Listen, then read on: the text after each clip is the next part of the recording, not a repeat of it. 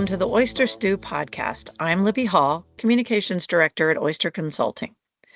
This week, we present part 2 of 2 podcasts featuring former regulators Patrick Dennis, Evan Rosser, Ed Wegner, and Bill Riley. Join us as they share strategies for navigating regulatory interactions and fostering a culture of compliance. Let's join our experts as they continue their discussion. I have been in situations when a regulator has sat down and they've raised concerns about a particular issue. When they first raise these issues, I think it's a good time to listen, to find out whether they have the true picture, to see what they're trying to get at, and to see whether it's something that on the risk scale, how would you put it? So my first sort of thought would be to really listen to the issue they're getting to, and then seeing if there's saying, look, let's discuss this later. Let me gather some more facts and try to put a fuller picture around it.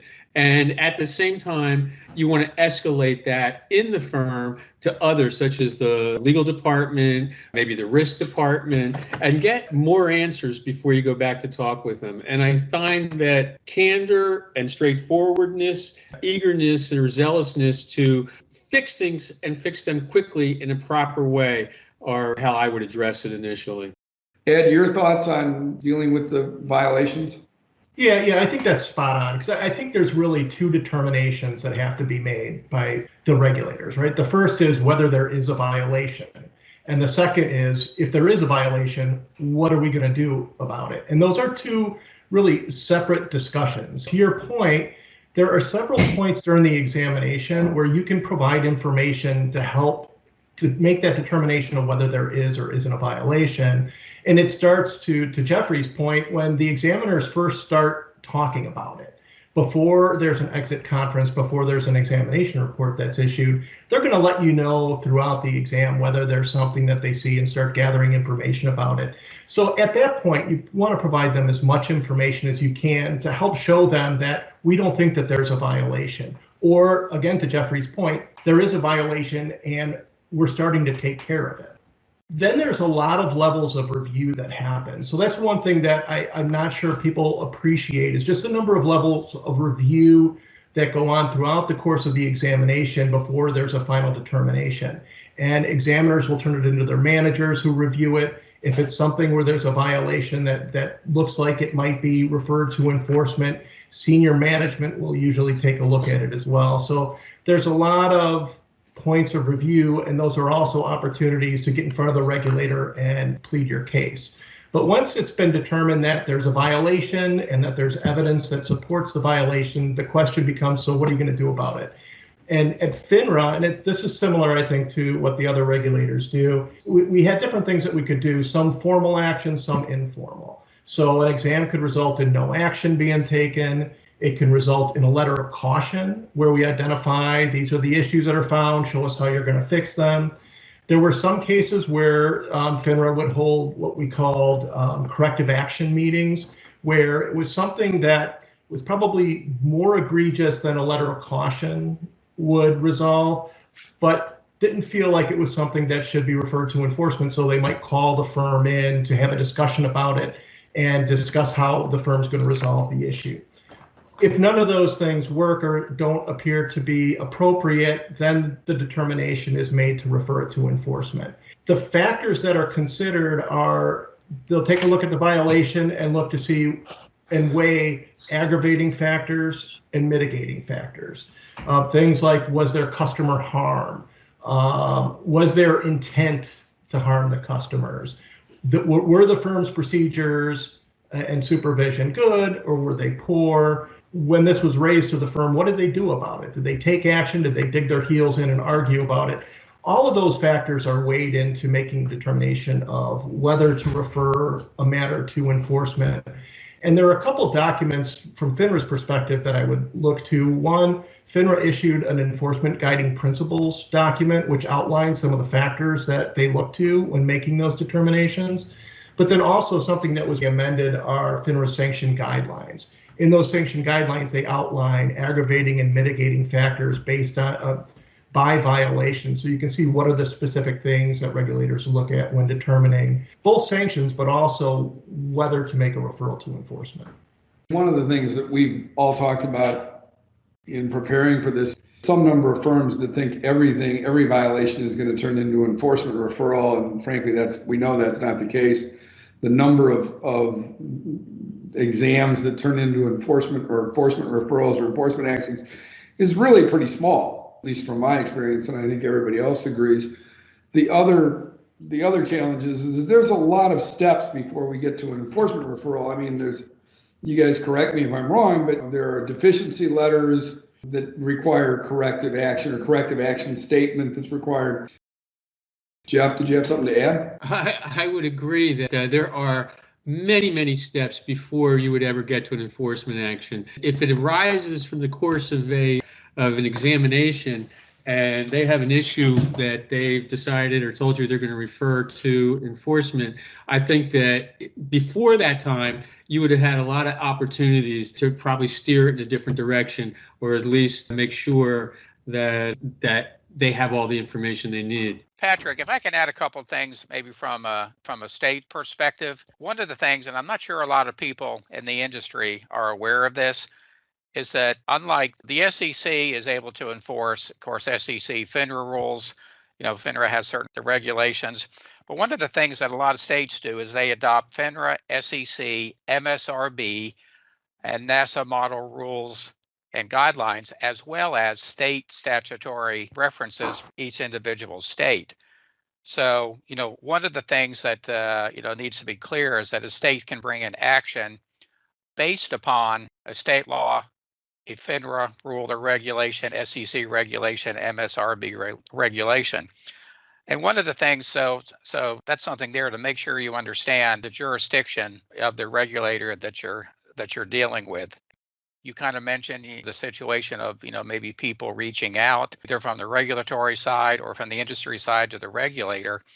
And I can tell you many times when examiners were conducting exams or investigations, they would bring attorneys in, they would bring consultants in, very much like us here on the panel today. And the one thing that people would say, before you get to that point of resolving that case, we want to have the opportunity to come in and talk to you. We want to meet with you. We want to make sure that we're all the same understanding. We want to make sure that if someone did not provide a record to you and we can correct that, we want to do that. So I think it's imperative to know the rules, the regulations, but it's also important, if you can, to know who the players are, because as Ed said, many times, and most cases will end up in a cautionary or deficiency letter. A large percentage of cases will end up in a formal but a negotiated settlement, and very few cases actually go to an administrative proceeding. Examiners in the field conducting the examination are rarely going to give you any certainty as to any findings at that stage. As everyone here has pointed out, even an exam deficiency goes through a process by which it's reviewed. And nevertheless, that examiner in the field is the person giving the information to the people up the line. And when you get an indication that that examiner might have found a problem, and you can tell by the questions, by the documents, by the follow-up, whether that might be the case, I think it's then you need to say, look, maybe there's something else here I can explain to you, because maybe your best defense, your best explanation is not in those written documents that you've produced and they've requested. Now, it'd be great if it is. I mean, that's the goal. But sometimes your best explanation is outside those documents, and you need to make the examiner aware of it. That story goes along up the line, and ideally, maybe that possible deficiency doesn't go up the line if you can shut it down during the exam process. The one question or the one issue that I've heard for years from firms about examinations, they say, the examiner doesn't understand my business. I have to take my time to explain my business to the examiner. Well, that's not such a bad idea to explain your business to the examiner. In fact, it's a pretty good idea. And sometimes the examiner will ask questions just to hear you explain it. It's not that they may not know it or understand it, but they want you to explain it to them. So if they want you to explain your business, I would, rather than have a deep sigh and roll your eyes, take the opportunity to explain it and to provide that explanation that puts your business and your program in the best light.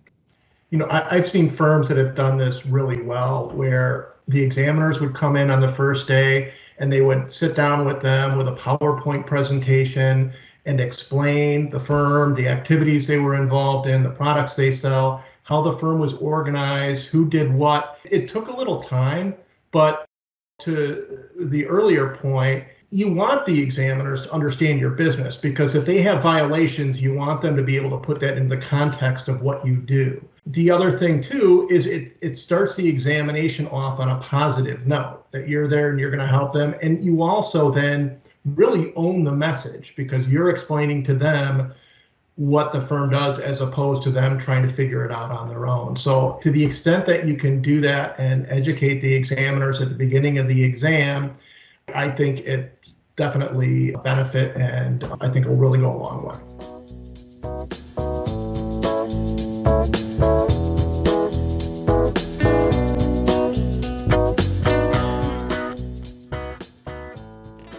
One thing that we should probably talk about is cooperation. I know, the SEC for years talked about the value of cooperation, how important it was to cooperate, particularly once they've gotten to the enforcement side of things. My theory is, and my approach has always been, to cooperate, you want to certainly let the regulators know and tell them that you are intending to cooperate fully and appreciate their time and all of those things. There are times that you may not want to cooperate quite as much as they would like, or quite as much as you would say you are, but you always want to give the impression that you are trying to cooperate and give them what they want, until you get to a point where you reach a serious impasse, and then you're making a decision to fight rather than to cooperate. But up until that time, I think cooperating and giving that impression is clearly important. Evan, your thoughts?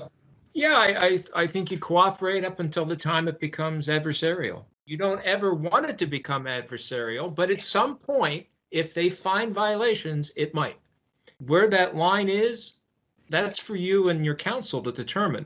But I think during the examination phase, I think cooperation is extraordinarily important. It just sets the tone, because the examiners are human. You don't want to look like you're fighting them, you're hiding something. It makes an impression. It really makes an impression. So get them as much as you can, as quickly as you can. In my experience, I've never had a regulator turn down a request for more time to produce documents the first time around. If you tell them ahead of time, hey, look, can I have an extra week? I'm having trouble pulling this together.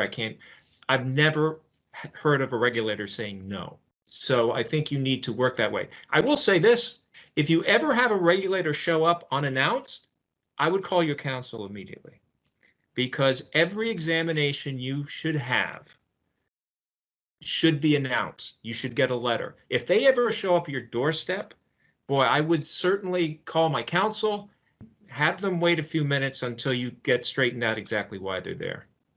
One thing that FINRA, they did it when I was there, and I assume they continue to do it. They will occasionally ask to copy your hard drive on your computers. There's a process for that, and they are entitled to do it under certain rules and procedures. So if they do ask that, if they want to mirror your hard drive and take an exact copy, there is a procedure by which they need to let you know what they've taken, ensure you that they've taken it accurately, and have a process for any privileged documents that might be swept up in that mirror. So if they do ask that, you're entitled to find out exactly what process they're going to use to do that. But they will ask that in some instances, and they are entitled to get it. When they do ask for that, that is certainly the time to call your counsel, unquestionably, because if they are asking to copy your hard drive off your computer, they believe there's something on there that they're not getting elsewhere. If things are fairly serious at that point, I would suggest.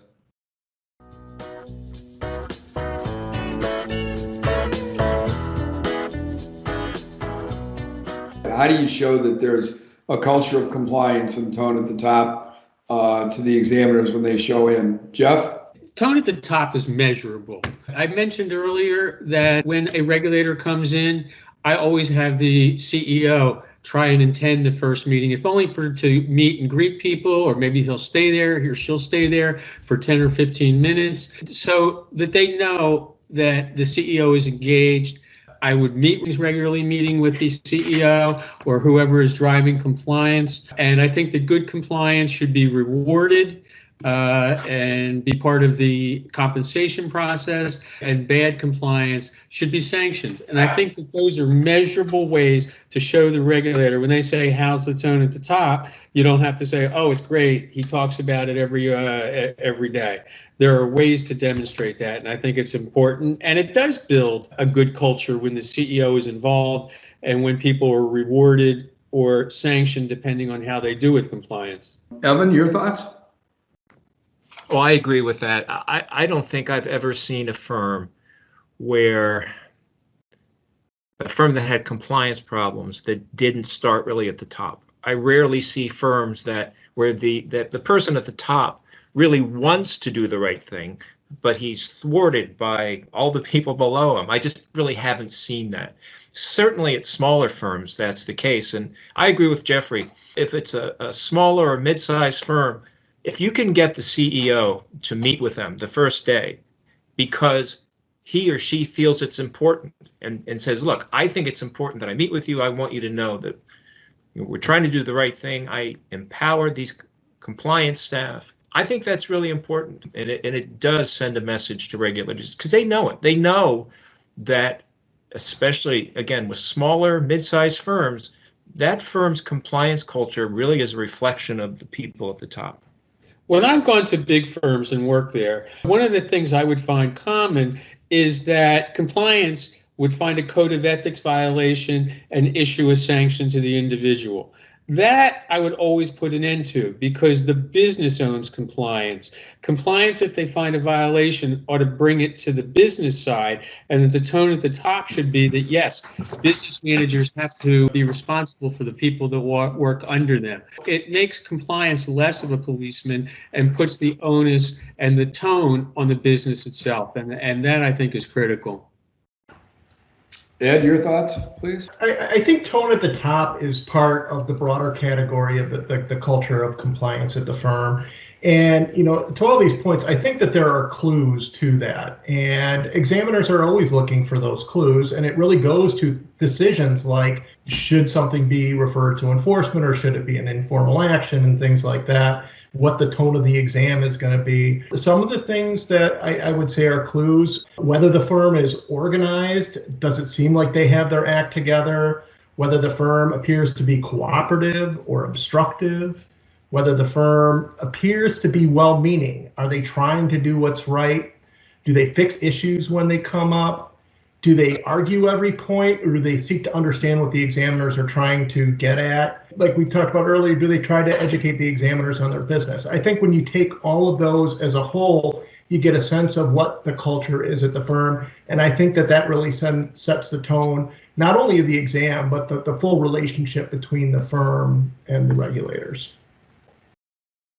What's the best ways you can think of to manage your relationship with the regulators and or improve the relationship with the regulators? Probably everybody needs to do that at one time or another, or certainly always wants to have a better relationship with the regulators than they currently have. Well, I'll speak from a FINRA perspective, and if I had one thing that I would recommend a firm in terms of managing the relationships with FINRA, it would be to build a good working relationship with your risk analyst that's assigned to your firm. They're the person that is monitoring everything that the firm does, and their assessments are what drive a lot of key decisions in terms of how frequently the firm's going to be reviewed, what's going to be reviewed during an examination, whether the firm's going to be considered low risk or high risk. Those are the people that are going to make those determinations. So the better relationship that you have with them, if you can build a relationship of mutual trust, if you can meet with them regularly to explain what the firm does, but also the controls that the firm has in place to mitigate any risks that they're concerned about, the better that relationship's going to go, the better your exams are going to go. So that would be the one thing I would say from FINRA's perspective that I would do. Jeff, your thoughts? I really think it's a matter of candor, directness, reading what the SEC has to say. I can say that during the course of any exam, I've never been surprised because I've talked to them every day and found out what their concerns were, what they liked and didn't like. It's not to say that I could make things go away, but it's really a matter of the touch that you have with them in terms of managing them. Evan, your thoughts? FINRA presents some opportunities because FINRA is a private organization. They don't like to admit it, but it's a membership organization. And they do have working groups and committees, and you can get a little insight into the workings. And anyone I've known who has served on whether it's a district business conduct committee or a working group, they really leave there and say, wow, FINRA really thinks this is important, or FINRA really wants to do this. They really do get an insight. I don't know how much that insight is available to government organizations. They don't have that kind of integration with the industry the way FINRA does. And certainly working with FINRA committees or working groups, it's not going to inoculate you from compliance problems. You can't schmooze your way out of it. But it does give you a sense of their priorities, how they operate, that can be very valuable. But as Ed said, getting to know the people who regulate you, now that FINRA has switched its model from a kind of geographic district exam program to a firm type program, I think it would be important to get to know, because probably a lot of firms now have new people they're going to be working with. So I think it's important that they reach out, learn who they're working with, and kind of see how much communication they can have with them. Evan, to that point, I used to be one of FINRA's representatives on the district and regional committees for the Midwest, and we would have meetings twice a year. And the meetings were great. It was a great opportunity for us to talk about issues and get to know what were the challenges of the firms. But the thing that I found the most informative was the dinner the night before, because you sat with people, regulators and industry people, in a social setting, and you got to talk to the people as just real people, and you got to know them. And quite frankly, I built a lot of great relationships that way. So I would encourage, to your point, if you have the opportunity to run for a district committee, to run for small firm advisory board or a governor's spot, or even being on one of the specific advisory committees, to do it, because I think you'll learn a lot, you'll get a preview of things that are coming, but you'll also be able to build relationships with the people that regulate you. So I think you can try to make your presence known, let the regulators know that you're interested, that you're showing up at these conferences to hear what they have to say. That helps, I think. Final thoughts by anybody? Patrick, just to kind of discuss, getting to know people, I think it's important for people in the industry to understand who their players are. Couldn't agree more. Attending conferences, association. When I was a regulator and I would go to a conference, there were some times that I would seek out people in the industry and vice versa. We'd say, hey, we're going to be at a conference. I'd like to meet you. I want to make sure that we're getting everything right.